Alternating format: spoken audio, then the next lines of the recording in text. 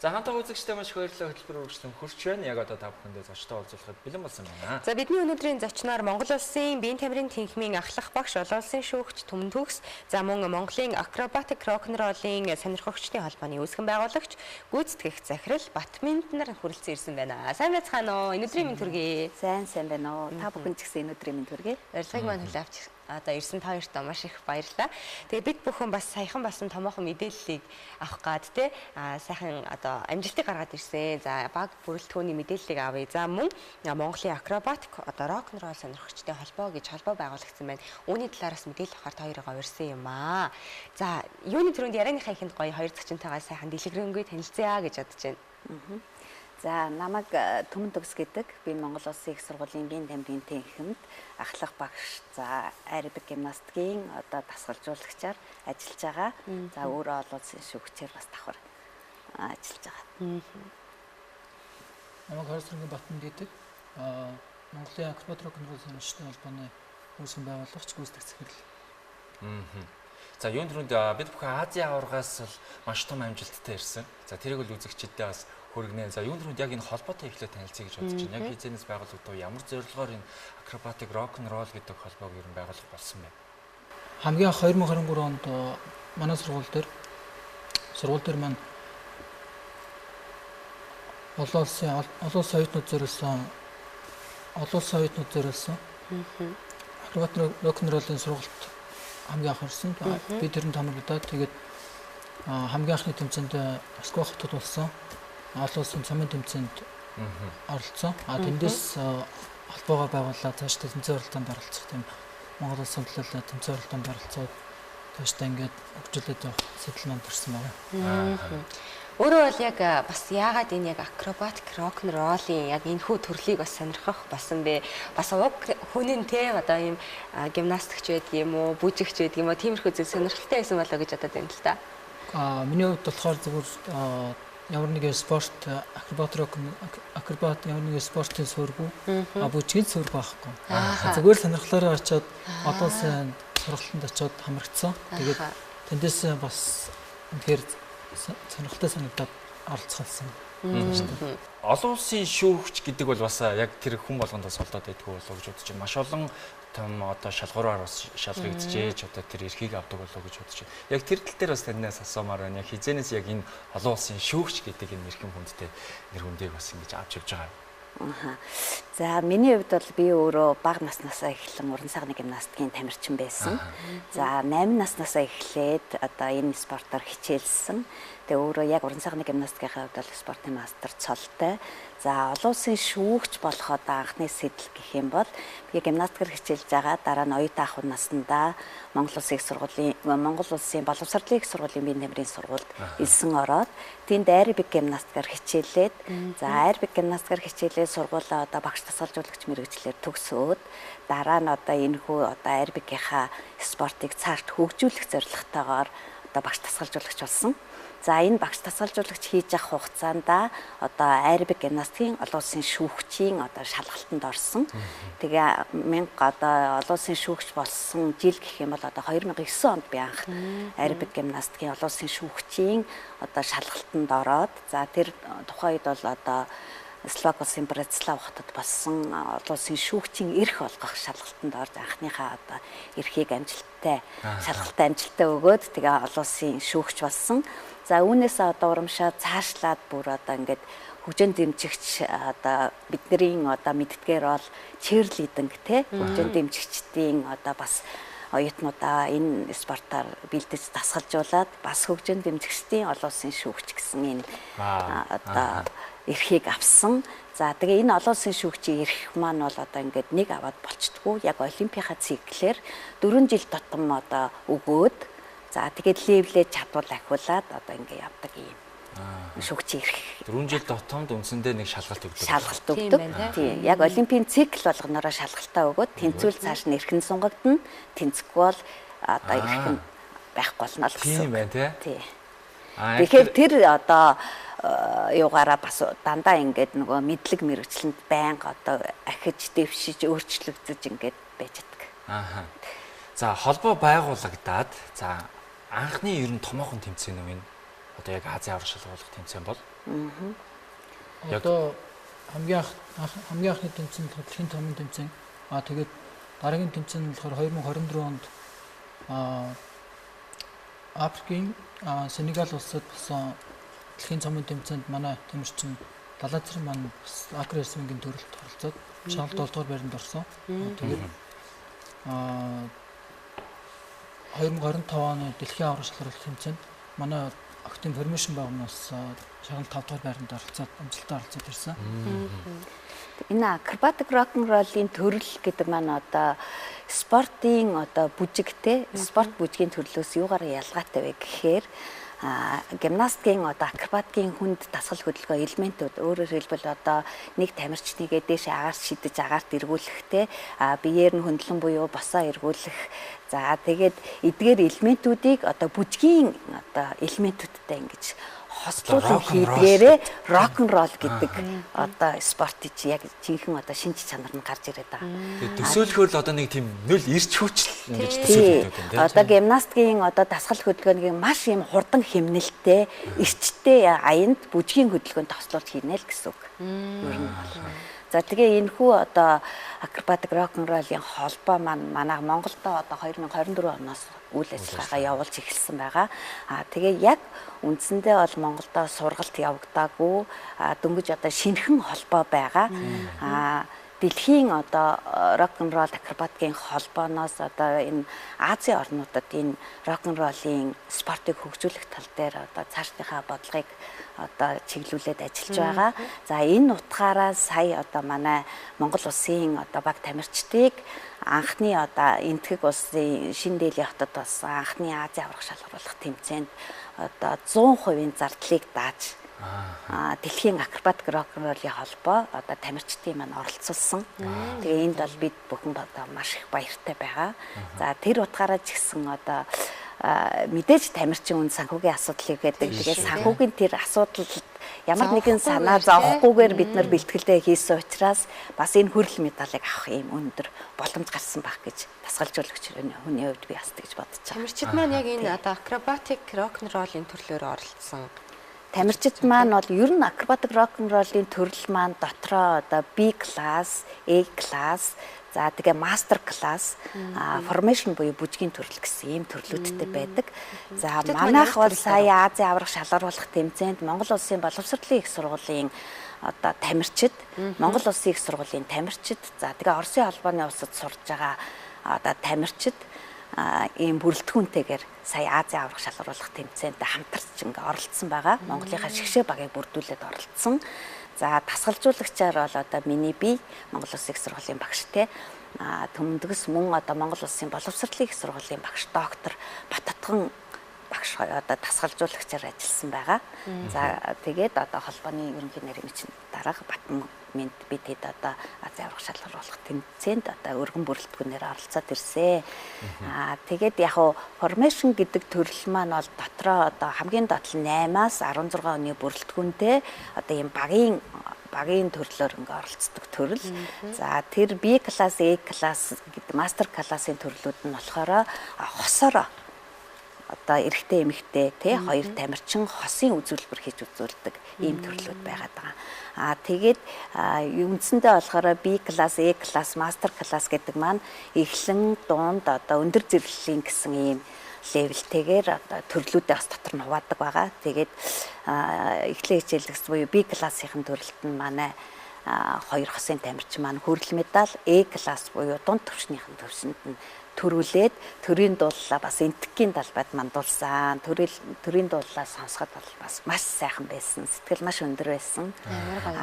Одоохондоо дөнгөж одоо хөгжиж эхэлж байгаа спорт учраас мастер класс буюу мастер ангилт нь манайх бас арай одоо бэлтгэгдээгүй байгаа. Ер нь цаашдаа бол энд орно гэсэн зорилготой ажиллаж байна. Гараа маш сайн эхэлж байгаа учраас цаашаа бол тэр мастер англи руу бол ороход асуудалгүй болоо гэж бодож байна. Нэгт тэгж бодогдож байна. Хоёрт бол одоо тамирчдын хувьд ч тэр дасгалжуулагчдын хувьд ч тэр маш их итгэл төрсөн болоо гэж бодож байна тий.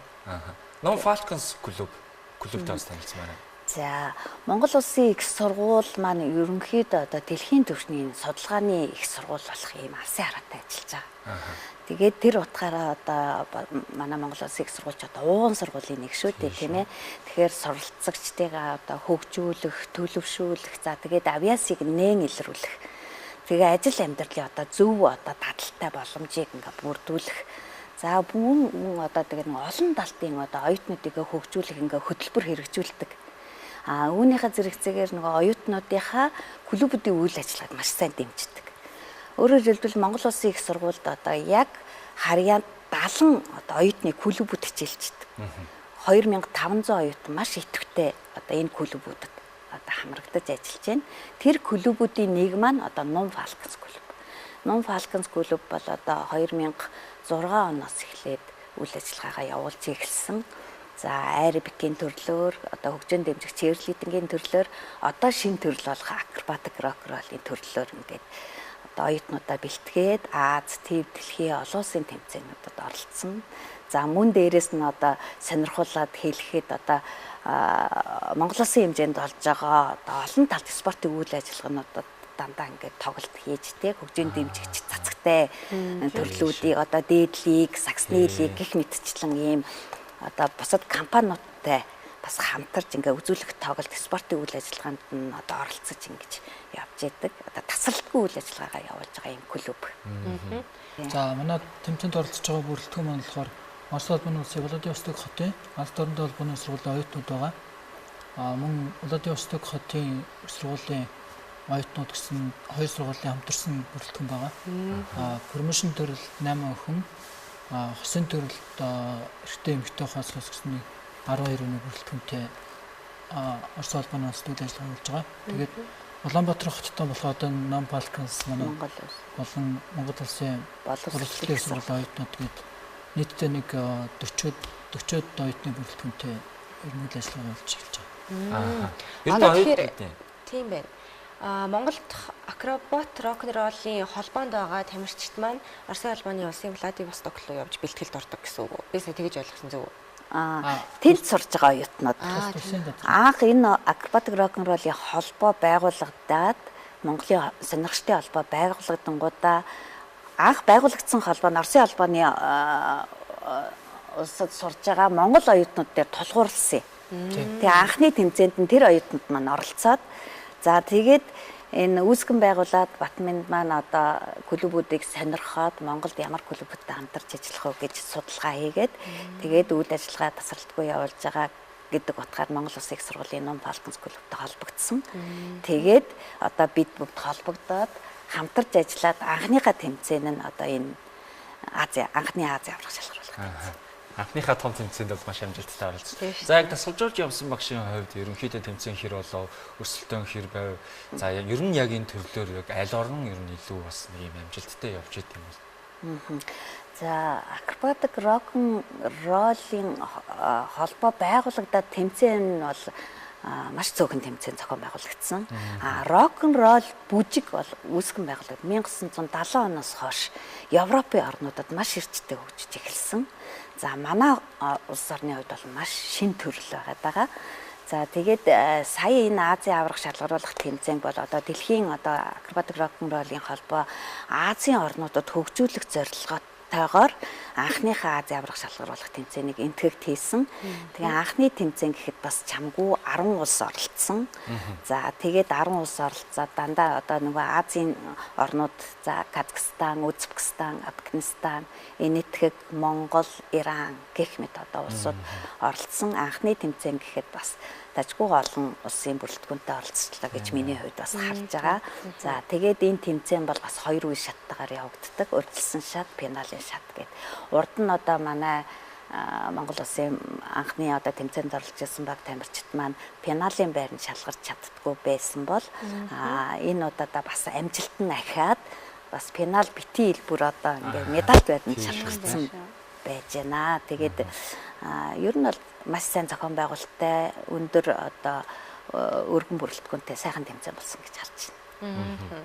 Ер нь яг энэ клубийн одоо сургуулиуд дээр байгаа ажилуулагдж явж байгаа одоо энэ үйл ажиллагаа явуулж байгаа энэ клубүүдэд ер нь оюутнууд залуус маань ер нь хэр их идэвхтэй хамрагдаж байна. Энэ төрлийг бас сонирхож байна. Ер нь хэр их сонирхож байна залуучууд маань. Эхний удаад бол зөвхөн одоо нэг 100 тонны тамирчид сонгож аваад анхныхаа тэмцээн оролтоонд бол явуулж байна. Оролцоод эхэлсэн.